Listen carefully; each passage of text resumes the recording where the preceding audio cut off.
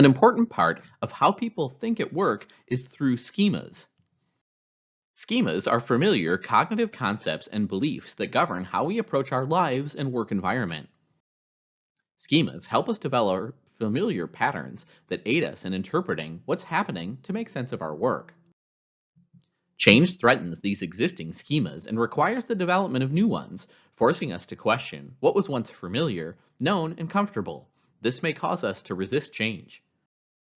In responding to change, some are energized by learning new skills or experiencing a different environment. Others may be frustrated or anxious when faced with the unknown, perhaps uncertain how to adopt change. Change can require letting go of past processes, beliefs, and ways of thinking, but change can also mean letting go of relationships and familiar places. Endings are experiences of loss, and people naturally grieve during the process. The neutral zone is a time when neither the old nor new ways work properly. It can feel uncomfortable and risky to try new things without knowledge of what might happen next. Beginnings may occur with stops and starts as people transition to new ways, perhaps experiencing personal setbacks, frustration, or failure as they attempt to change but find it difficult. Individual interventions are designed to help organization members through various stages of the change process, including recognizing the need to change, respecting the benefits and drawbacks of the past, learning new skills, and more. They can prompt endings, encourage reflection during the neutral zone, and facilitate transitions to new beginnings. Diagnostic instruments and assessments provide individual feedback to participants in any number of areas. Common individual instruments used in OD engagements are the Myers-Briggs Type Indicator, the Thomas-Kilmann Conflict Mode Assessment, and DISC, just to name a few. They're often referred to collectively as tests, though this usually is a misnomer because diagnostic instruments of the type used in organizational development interventions have no right or wrong answers. Individual instruments have a number of advantages. The instrument gives participants a language and theoretical construct to understand their behavior, style, and preferences, as well as those of the people around them. Using instruments as interventions can have a number of disadvantages as well. Some people resent or fear being psychologically exposed, figured out, or otherwise discovered. Here's a process for using instruments effectively. First, establish a safe and non-judgmental atmosphere prior to administering the assessment. Participants should understand the reasons why they're completing the instrument, how it will be used, and who will see the instrument responses and overall results. Interpretation and processing of the results is the most important stage of the process. After all, the goal is self-awareness and knowledge, not critical diagnosis. The instrument itself is simply a means by which participants can learn and grow. Throughout the process, the facilitator must remain non-judgmental, open and respectful, being sensitive to the fact that some individuals may have strong emotional reactions. Facilitators should be trained in the administration and interpretation of the instrument, and they should have completed the instrument themselves in order to understand possible participant reaction. Obviously, facilitators should obtain instruments through ethical means and use them as agreed. Perhaps the most common instrument in organizational development engagement is the Myers-Briggs Type Indicator. More than 2.5 million people annually complete the MBTI. Developed in the 1920s and based on the psychological theories of Carl Jung, Myers-Briggs classifies personality into 16 types based on 4 categories. The EI preference reflects how people gain energy. Extroverts are energized by the time spent with other people, whereas introverts gain energy from time spent alone.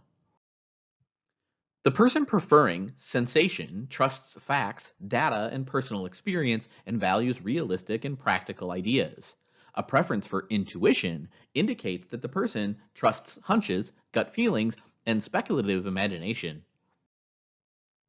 Thinking types tend to make decisions based on logic, general principles or criteria, policy, and analysis, whereas feelings types make decisions based on subjective and interpersonal considerations, values, harmony, and so on. The final pair indicates a preference for whether people like things to be settled, J, or prefer to keep options open and flexible, P. J-types plan ahead to get work done in advance of deadlines, whereas P-types prefer the emergent ideas. The MBTI results are a four-letter score, one from each category. So examples of MBTI types are ENFP, ISTJ, INTP, and so on. It scores each of these preference pairs on a scale. Consultants have found the MBTI to be useful in a number of areas, including team building, training, career development coaching, and conflict resolution. In some organizations, the MBTI has become so popular that individuals begin to train others. Coaching is now seen by practitioners as an integral part of the OD role. Coaching is a one-on-one intervention in which an individual works to improve a specific personal, interpersonal, or skill area, or take actions to reach a desired future goal, working with a facilitator of the process of personal change. Some types of coaching include leadership development, performance, career, or executive coaching. Coaching is done for different purposes, and coaches develop different roles and techniques depending on the client. The coach may help the client to develop a personal vision for the future, analyze internal and external obstacles and barriers to achieving that vision, and to set short and long-term goals. Executive coaching in particular often offers unique challenges to the coach.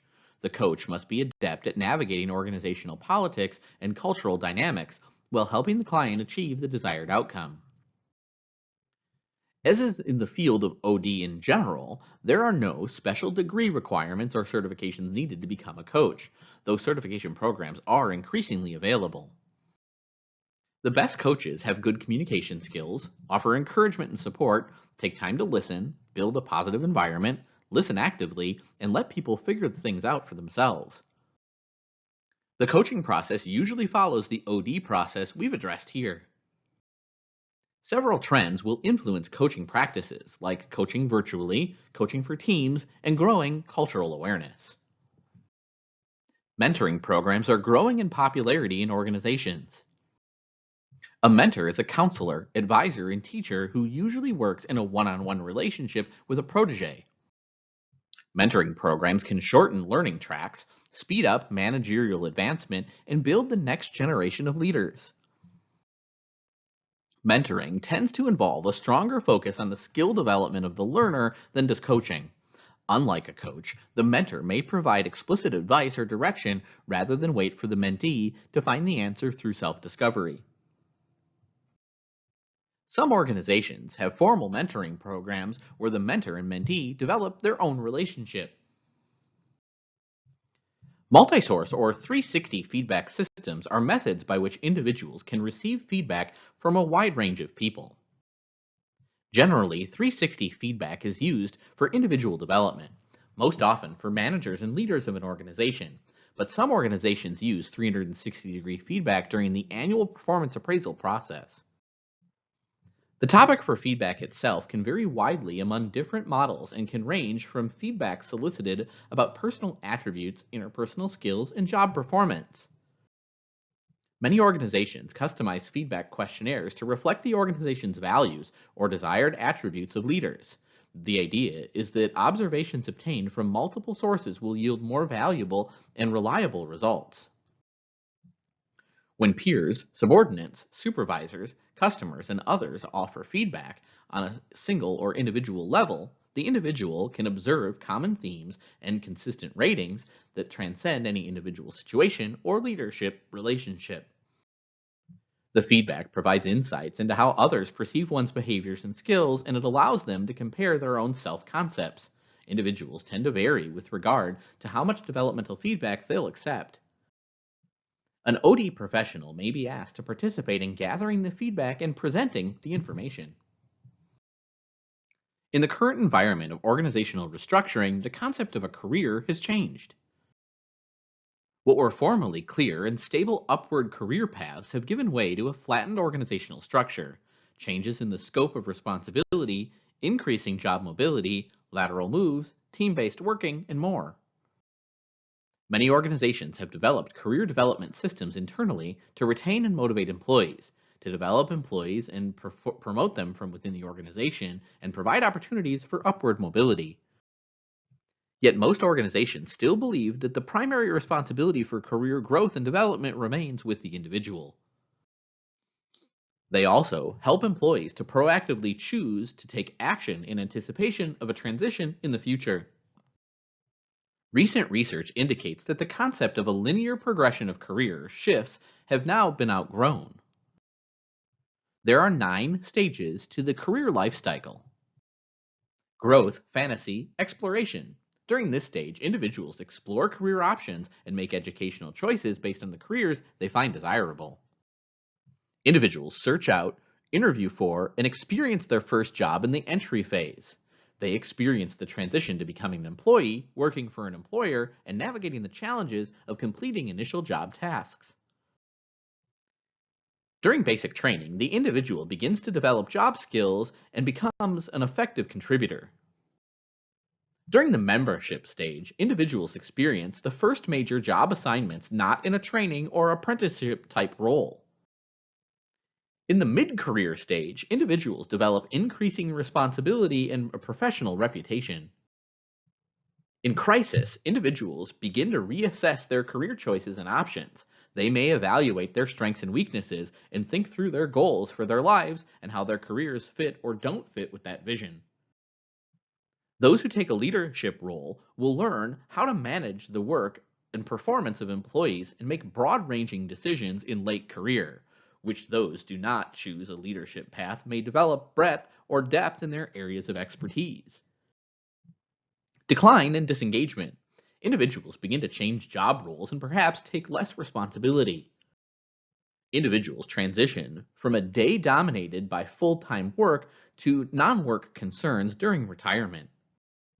Some individuals may remain in one stage for an extended time, and some may progress through each stage rapidly.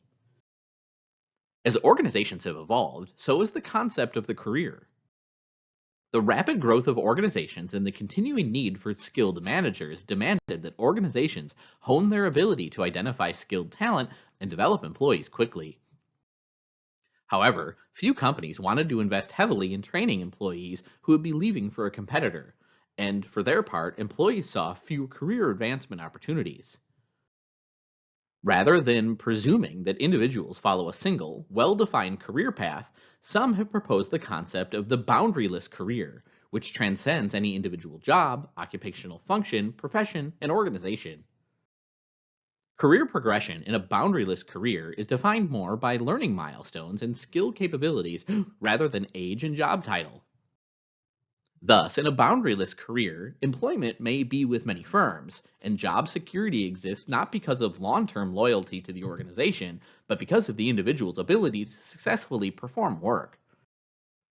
Within a company, the concept of the boundaryless career implies that upward mobility may not be the only option for growth and development, but employees can develop their careers by gaining a diversity of experiences in a variety of areas. Individuals experience different challenges and needs at different points in their career, and many need support as they tackle these challenges on their own. The career development practitioner can often provide support for individuals through individual career intervention. In the contemporary work environment, it's important for individuals to be conscious of their career interests and abilities. A number of individual assessments have been created and tested to help individuals with career choices, such as the Vocational Preference Inventory (VPI) and the Self-Directed Search, to name just two. The VPI is based on RACIC typology, which argues that personality types correspond with vocational interests and satisfaction. The RACIC dimensions are realistic, investigative, artistic, social, enterprising, and conventional. Researchers have examined career progression in the RACIC typology to find that individuals may tend to change jobs or careers, but do so most frequently within the same career typology category. Early research also suggested that individuals were more satisfied with their careers when their careers were consistent with their personality type. Such occupational interest inventories may help individuals anticipate which career choices may be most satisfying for them. Career options may be broad and overwhelming to contemplate. Without curious attention to their career progression, Many people in this stage end up wandering from job to job without goals that help them choose among diverse options. For these individuals, an exercise such as the 5-year resume may be a useful activity. In this exercise, the individual imagines that it's 5 years from today and writes a resume they would like to describe themselves. The resume includes everything that would be included on a typical resume, such as degrees, educational credentials or certificates, and professional experience. Participants complete short and long term action plans and identify the resources that are required for them to meet those objectives. Other individuals may be concerned with whether they're successfully advancing in their career as much as they'd like, either developing and using new skills in a different job or moving to increased levels of responsibility. For these individuals, training may reawaken interest in a job and enhance one's contributions at work. Often later in their careers, individuals may benefit from the opportunity to share their experiences with others. Mentoring or counseling may be appropriate in rewarding roles for those individuals, and many organizations have developed HR systems for late career employees to reduce their time at work. This allows experienced employees to begin a phased retirement.